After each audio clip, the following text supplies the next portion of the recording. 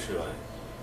मकर राशि, मकर राशि के जातकों पर जुलाई माह में ग्रह क्या असर डाल रहे हैं, उनका समय कैसा बीतेगा जुलाई माह में, आइए जानते हैं सब इस बारे में।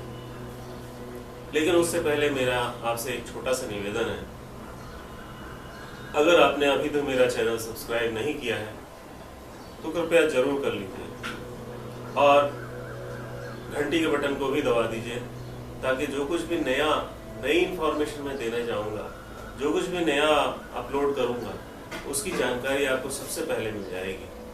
और अगर आपको मेरा ये वीडियो अच्छा लगा है तो प्लीज लाइक जरूर करिए। और अगर आपको अपनी कुंडली बनवानी है, कुंडली से संबंधित कोई प्रश्न पूछना है, कोई दुविधा है मन में, इससे रिलेटेड अगर आपको कोई प्रश्न है, कुछ भी है, तो आप हमसे संपर्क कर सकते हैं।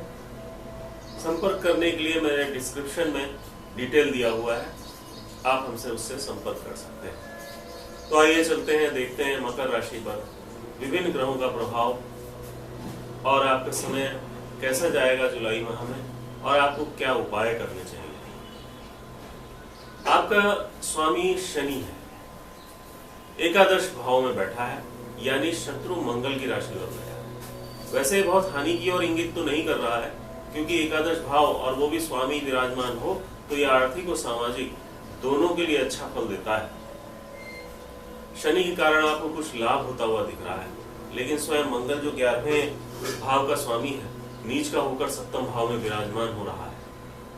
यहाँ से विवाह योग्य जातकों के लिए बाधाएं उत्पन्न कर रहा है। ऊपर से सूर्य भी सप्तम भाव में 16 को आ जाएगा। अहंकार और जल्दबाजी आपके स्वभाव में आती हुई दिख रही है।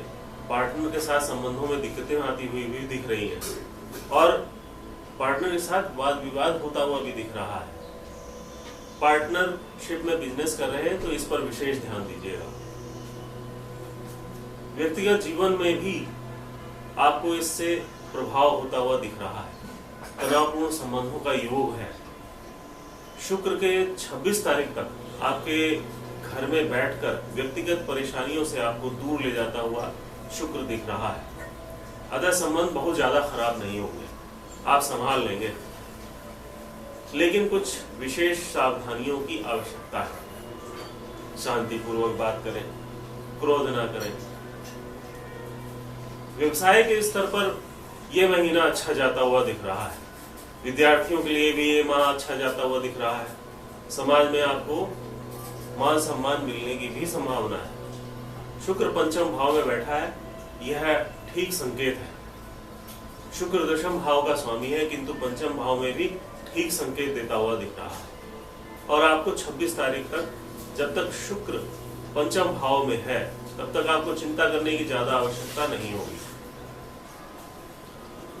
अपनी योग्यता के आधार पर आप व्यवसाय में बहुत अच्छे से सब कुछ हैंडल कर पाएंगे और सब कुछ अच्छा भी रहेगा।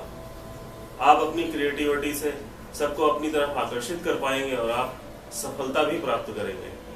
नौकरी की तलाश करने वालों को नौकरी की अच्छी संभावनाएं मिल रही हैं। व्यापार करने वालों के लिए मिला जुला माह रहेगा। सूर्य और मंगल का एक साथ होना पार्टनरशिप के बिजनेस में कोई बहुत अच्छा संकेत तो नहीं है। पार्टनर्स या किसी पुराने बिजनेस के साथी या सप्लायर के साथ कोई बहुत बड़ा मतभेद होता हुआ दिख रहा है और ये किसी ब्रेकअप की तरफ भी जाता हुआ दिख रहा है। आपको इस क्षेत्र में बहुत ज्यादा और विशेष सावधानी बरतनी होगी। बिजनेस में पारदर्शिता बनाकर रखनी होगी अपने पार्टनर के साथ, और पार्टनर के साथ वाद विवादों को भी सुलझाकर रखना होगा। किसी ऐसे व्यक्ति के साथ व्यापार करने से बचें जिसे आप नहीं जानते या कम जानते हैं, अन्यथा नुकसान होने की बहुत प्रबल संभावना दिख रही है। आर्थिक रूप से आपका समय 11 तक अच्छा दिख रहा है। उसके बाद कहीं पैसा लगाने से बचना चाहिए। द्वादश भाव का स्वामी नवम ग्रह में बैठकर आपकी हर चीज को ठीक कर रहा है। मंगल के कारण बहुत अच्छी प्रगति तो नहीं होगी, लेकिन कोई बहुत बड़ी परेशानी भी आपको इस माह में होती हुई नहीं दिख रही है। शुक्र पंचम भाव में 26 तक है, जो शुक्र का स्वयं का भाव है। अतः ये आपकी व्यक्तिगत संबंधों में, व्यक्तिगत जीवन में परेशानी नहीं होने देगा। 11 तारीख को मंगल नीच का होकर सप्तम भाव में आ रहा है। सूर्य 16 को सप्तम भाव में आ रहा है। 2 तारीख से 21 तारीख तक बुध भी सप्तम भाव में है।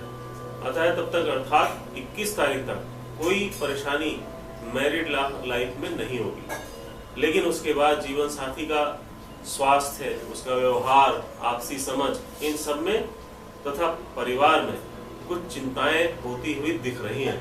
कोशिश करें कि इन सबसे आपके संबंध ना बिगड़े, ना तो जीवन साथी से और ना ही परिवार के सदस्यों से। सामाजिक जीवन में कुछ सम्मान मिलता हुआ दिख रहा है, आर्थिक लाभ भी मिल सकता है। गुरु 9वें भाव में है और आपकी राशि को देख रहा है। ये विद्यार्थियों के लिए अच्छा समय है। विदेश में उच्च शिक्षा के लिए एक बेहतर समय है। किसी अच्छे विश्वविद्यालय में एडमिशन लेना चाहते हैं तो आपको इसमें सफलता मिलती हुई दिख रही है। एक तरह से विद्यार्थियों के लिए ये महीना उत्तम है, लेकिन सूर्य और मंगल के कारण कुछ समस्याएं जान पड़ रही हैं। क्रोध पर नियंत्रण करना अत्यंत आवश्यक होगा। बड़ों का सम्मान करेंगे तो सफल हो जाएंगे। स्वास्थ्यगत समस्याएं दृष्टिगोचर हो रही हैं। जोड़ों के दर्द दिख रहा है। आंखों में भी परेशानी होती हुई दिख रही है। 16 तक का समय सूर्य आपके 6ष्टम भाव में आता हुआ दिख रहा है। तब तक स्वास्थ्य का विशेष ध्यान रखें। दुर्घटनाओं का भी योग दिख रहा है। वाहन चलाते समय सड़क पर सावधानी बरतें। 11वें घर का स्वामी 9वें भाव में बैठा हुआ है। ये बहुत अच्छी युति है। विदेश संबंधी मामलों में कोई बहुत अच्छी सूचना भी मिल सकती है। लाभदायक यात्राओं का योग दिख रहा है। धार्मिक यात्राएं भी होंगी। एक मिला जुला माह रहने की संभावना दिख रही है। आपको समय को, अपने महीने को बेहतर बनाने के लिए उपाय क्या करने चाहिए? शनि का उपाय करना चाहिए, मंगल का उपाय करना चाहिए। शनि के उपाय में मंदिर में जाकर तेल का दान करें, दिया जलाएं और ओम शनि शनिश्चराय नमः का जाप करें। मंगल के उपाय करें। मंगल के उपाय में हनुमान जी की पूजा कर सकते हैं। हनुमान जी का चालीसा पढ़ें और ओम हनुमते नमः का जाप। प्रणाम, धन्यवाद। ओम नमः शिवाय।